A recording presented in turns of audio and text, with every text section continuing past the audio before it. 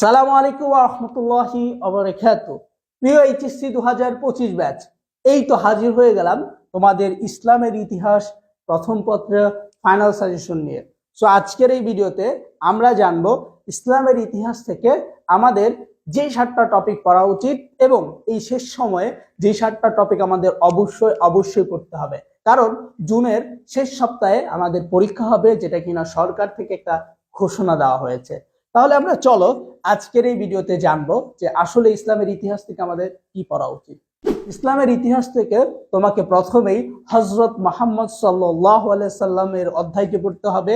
সেখান থেকে তুমি হিজরত, হুদায়বিয়ার সন্ধি, বদর যুদ্ধ পড়বা। কি পড়বা? হিজরত, হুদায়বিয়ার সন্ধি, বদর যুদ্ধ পড়বা। অর্থাৎ হযরত মুহাম্মদ সাল্লাল্লাহু আলাইহি সাল্লাম থেকে তুমি এই টপিকগুলো পড়বা, এই বিষয়গুলো পড়বা। পড়লেই আশা করা যায় তুমি একটা সৃজনশীল কমন পাবা। এরপর আবু বকর রাদিয়াল্লাহু তাআলা আনহু, অর্থাৎ তুমি হচ্ছে হযরত আবু বকর রাদিয়াল্লাহু তাআলা আনহু থেকে পড়বা। কি পড়বা? তার শাসন, তার জীবন ব্যবস্থা, তার কার্যক্রম সম্পর্কে পড়বা। যদি পড়ো তুমি আরেকটা সৃজনশীল কমন পাবা। দেন 3 নাম্বার তোমরা হযরত ওসমান রাদিয়াল্লাহু তাআলা আনহু এবং আলী রাদিয়াল্লাহু তাআলা আনহুর মধ্যে যে একটা কি দ্বন্দ্ব ছিল এবং দ্বন্দ্ব পরিণত হয়েছিল, সেই দ্বন্দ্বের কাহিনীটা তোমরা পড়বা এবং এখান থেকে একটা সৃজনশীল পরীক্ষায় দিবে। দেন তোমরা মুয়াবিয়া রাদিয়াল্লাহু তাআলা আনহু এর শাসন, জীবন ব্যবস্থা, কার্যক্রম সম্পর্কে পড়বা। তোমরা জানো যে হযরত মুয়াবিয়া রাদিয়াল্লাহু তাআলা আনহু তিনি হচ্ছে উমাইয়া খেলাফত প্রতিষ্ঠা করেছিলেন এবং তিনি হচ্ছে সর্বপ্রথম মুসলমানদের মধ্যে কামানের ব্যবহার করেন। তো তোমরা এগুলো ভালো করে পড়বা। এবং এই যে মুয়াবিয়া রাদিয়াল্লাহু তাআলা আনহু অনেক দূরদর্শী সম্পন্ন একজন সাহাবী ছিলেন, তার সম্পর্কে একটু ভালো করে পড়বা। দেন আমরা 5 নাম্বার, সেটা হচ্ছে হযরত আব্দুল মালিক, ওনার সম্পর্কে পড়বা। আব্দুল মালিক ওনার যে শাসন ব্যবস্থা, জীবন ব্যবস্থা, কার্যক্রম সম্পর্কে পড়বা।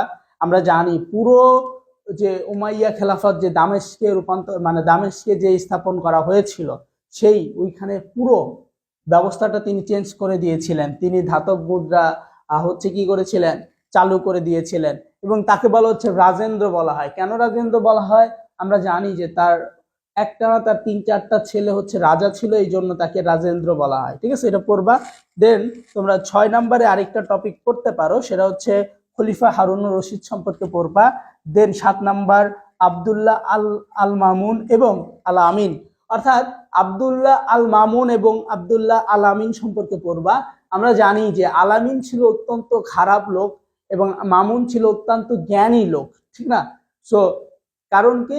কারণ হচ্ছে তারা দুই ভাইয়ের মধ্যে একটা দ্বন্দ্ব চলছিল, কারণ আল আমিন ছিল অত্যন্ত খারাপ আর ও ছিল মানে হচ্ছে আল মামুন ছিলেন অত্যন্ত ভালো। সো এই সম্পর্কে তোমরা পড়বা। তো আমি আশা করছি তোমরা যদি কেউ এই টপিকগুলো ভালো করে পড়ো, তাহলে আসলে তোমাদের কোনো সমস্যা থাকার কথা না। তোমাদের ইসলামের ইতিহাসে খুব ভালো রেজাল্ট করা পসিবল।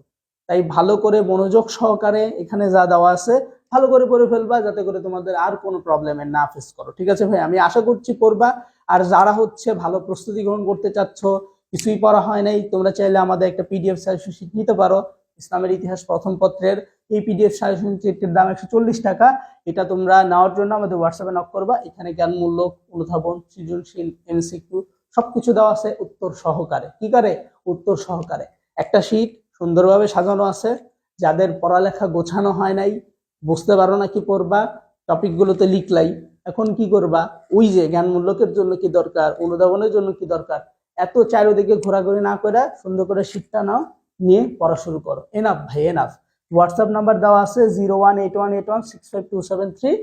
তুমি এই নাম্বারে যোগাযোগ করবা, অথবা আমাদের ডিসক্রিপশনেও নাম্বার দেওয়া থাকবে, ওইখান থেকেও যোগাযোগ করে পিডিএফটা নিয়ে পড়া শুরু করে দাও। তোমার সমস্যা সমাধান হবে ইনশাআল্লাহ। ঠিক আছে? তো ভালো থাকো, সুস্থ থাকো। দেখা হবে আরেকটি ভিডিওতে, যেখানে আমরা আরেকটি সাজেশন নিয়ে কথা বলবো। তোমাদের যদি কোনো সাজেশন শিটের প্রয়োজন হয় বা সাজেশনের প্রয়োজন হয়, তাহলে অবশ্যই কমেন্টে জানাবা যে কোন সাবজেক্টের উপর সাজেশন ভিডিও দিলে তোমাদের জন্য ভালো হয়। তো ভালো থাকো, সুস্থ থাকো। আসসালামু আলাইকুম।